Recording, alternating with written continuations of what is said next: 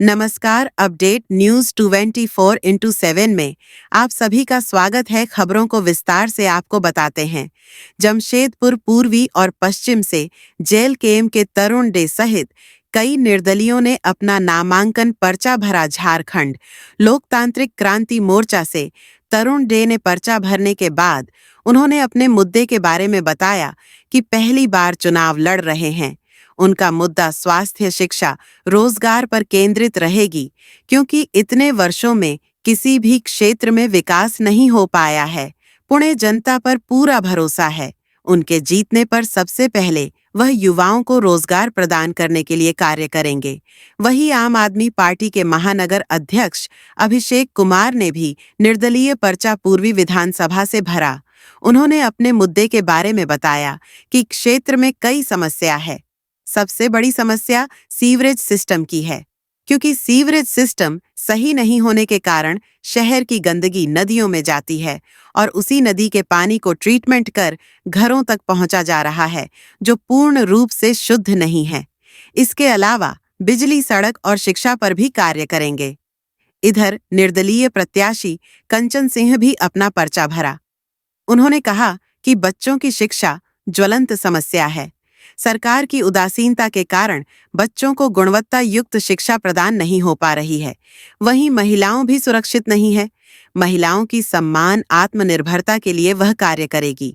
वहीं समाज सेवी धर्मेंद्र कुमार सिंह ने भी जमशेदपुर पूर्वी से अपना भाग्य आजमाने उतरे हैं। इनका मुद्दा है कि संगठित और संगठित मजदूरों का हित के लिए कार्य करना है। इसके अलावा खेल, शिक्षा और स्वास्थ्य इनका एजेंडा है। शिक्षा में हो रही द्रोहण पर रोक लगाना और शहर से खेलकूद के मैदान को कंपनी द्वारा किए गए अधिग्रहण को वापस कराना है। इधर जमशेदपुर पश्चिम से बीपीएल कार्डधारी बच्चों को शिक्षा का हक दिलाने की लड़ाई लड़ने वाले डॉक्टर उमेश कुमार ने भी चुनावी इस महासंग्राम में उतरे हैं। इनकी मुख्य मुद्दा शिक्षा के अधिकार को 100% गरीब बच्चों को प्रदान करना है। वही शिक्षा और रोजगार के लिए झारखंड से पलायन कर रहे युवाओं को रोकना एवं सरकारी अस्पतालों में बेहतर स्वास्थ्य सुविधा प्रदान करना उनकी मुख्य प्राथमिकता होगी। आइए जानते हैं और अधिक विस्तार से। थोड़ा नीचे करिए आप, देखिएगा। हाँ जी, किस विधानसभा से चुनाव लड़ रहे और आपका मुख्य मुद्दा क्या रहेगा? जमशेदपुर पूर्वी विधानसभा से चुनाव लड़ रहा हूँ। हमारा मुख्य मुद्दा जो है वो रोजगार, शिक्षा, स्वास्थ्य पर हमारे मुख्य मुद्दा रहेंगे। हर नेतागण इसी तरह के बातों को कहते हैं, लेकिन आपके लिए क्या खास है?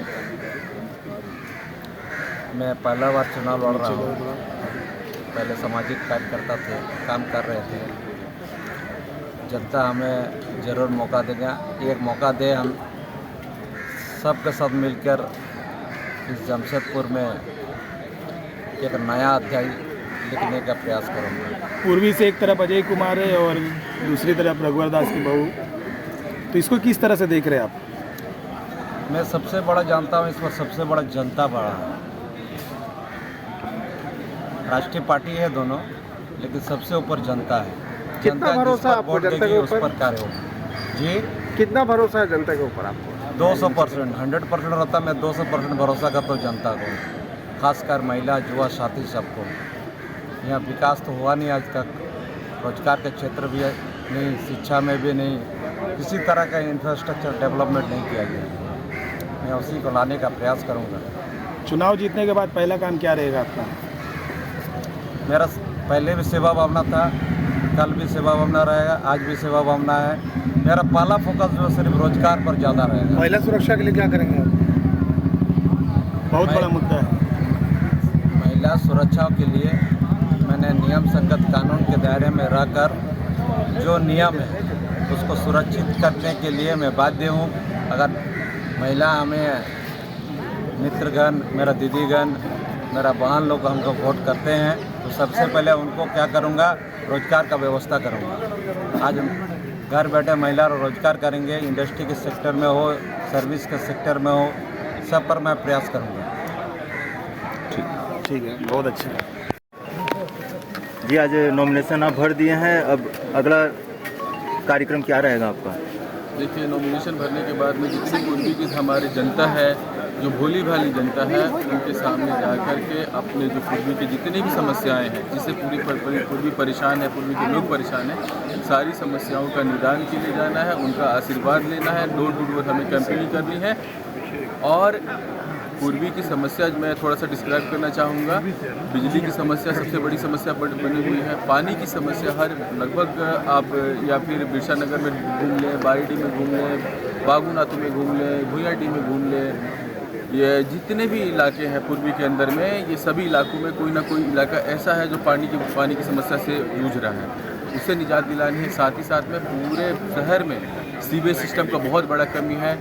दूसरी जो कंपनियों ने भी सीवेज सिस्टम बना रखा है वो भी प्रॉपरली काम नहीं कर रहा है। तो सीवेज सिस्टम की कमी के कारण जितना शहर का कचरा है वो नदी में प्रवाहित हो रहा है, और वही कचरा को, वही गंदा पानी को हमारे जितने भी फिल्टर प्लांट है, चाहे वाटर फिल्टर प्लांट है, वो रिसाइकिल करके पूरे शहर में सप्लाई कर रहे हैं। तो मेरा ये सोचना है कि अगर हम स्वच्छ पानी को नदी में प्रवाहित करते हैं और उस पानी को फिल्टर करके और पूरे शहर को पिलाया जाएगा तो वो काफ़ी अच्छा होगा और लोगों के लिए स्वच्छ पानी मिलेगा।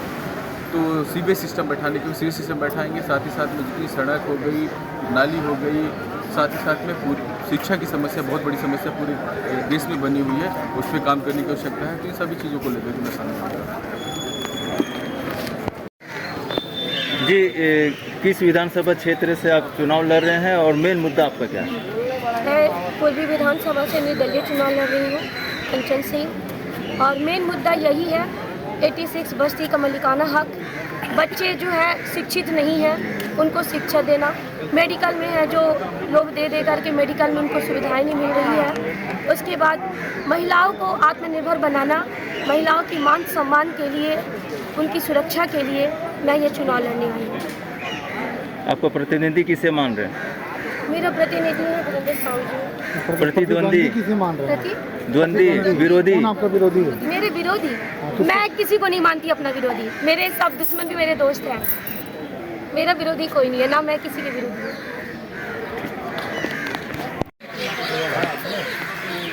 जी, किस क्षेत्र से आप चुनाव लड़ रहे हैं और मुद्दा क्या रहेगा?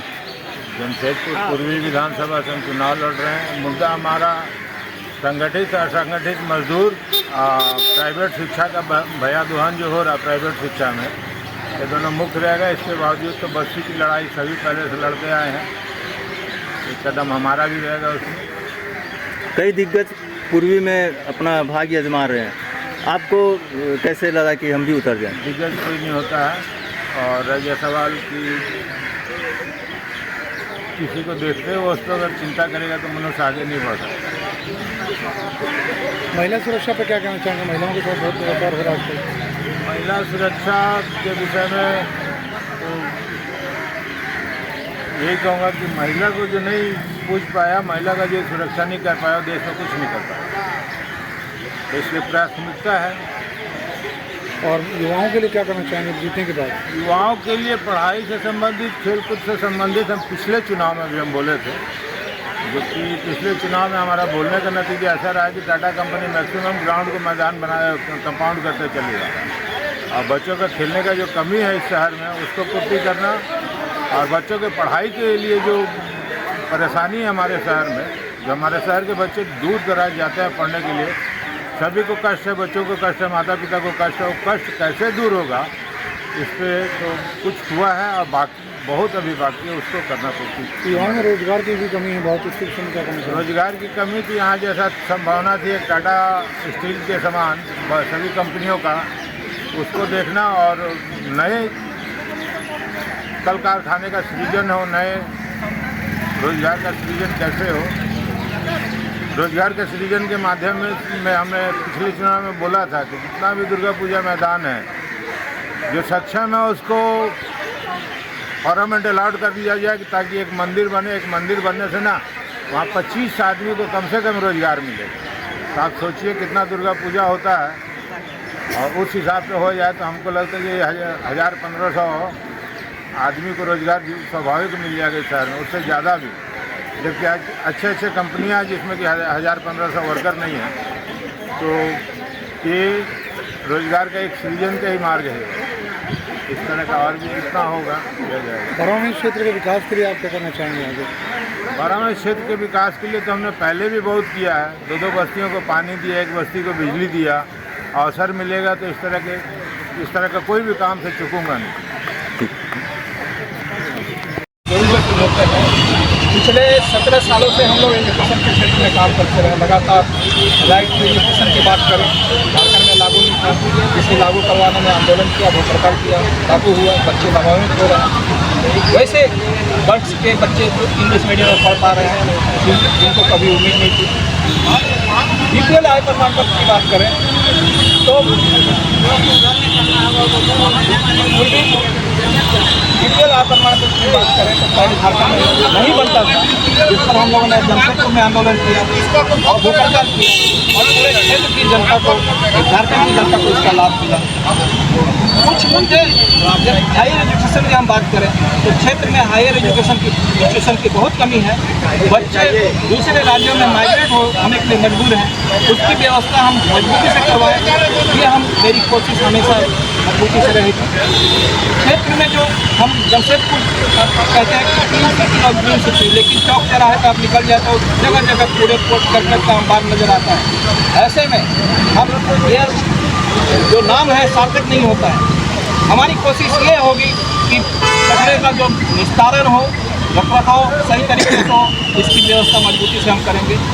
और जो बच्चे, युवा की बात करें, महिलाओं की बात करें तो जो बेरोजगार घूम रहे हैं उनके लिए हमारे पास खाका बहुत मजबूती से तैयार है। उनके लिए रोजगार की व्यवस्था कैसे हो। स्वास्थ्य, MGM अस्पताल, यहाँ से सबसे दुख होता है कि यहाँ से स्वास्थ्य मंत्री हो चुके हैं अभी वर्तमान में, 2 मुख्यमंत्री हो चुके हैं, लेकिन MGM का अभी तक जीव का तेल बना हुआ है। हमारी कोशिश ये होगी कि हमारा आंदोलन हमेशा से जब शुरू होता है तो जब तक अंजाम तक नहीं पहुँचता है हम पीछे नहीं हटते। जमशेदपुर पश्चिम से आप नामांकन पर्चा दाखिल कर रहे हैं, वहाँ 3,66,000 वोटर्स हैं, लेकिन कई दिग्गज नेता जो है वहाँ से पहले भी विधायक हैं और पूर्व विधायक भी अगर कह सकते तो सरयू राय भी वहाँ से नामांकन कर रहे हैं, बन्ना गुप्ता वहाँ से नामांकन कर रहे हैं। ऐसे में कितना वोट ला पाएंगे?